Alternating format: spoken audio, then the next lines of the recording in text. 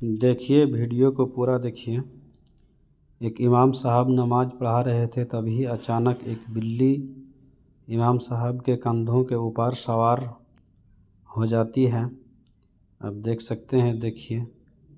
उसके बावजूद भी इमाम साहब अपनी क़िरात को बंद नहीं करते हैं, अपनी अंदाज में क़िरात कर रहे हैं, क़याम को पूरा कर रहे हैं। और बिल्ली कंधों के ऊपर सवार है और बिल्ली को कोई चोट ना लगे और कंधों से गिर ना जाए, इसलिए बिल्ली का भी सुरक्षा कर रहे हैं इमाम साहब अपनी अंदाज में।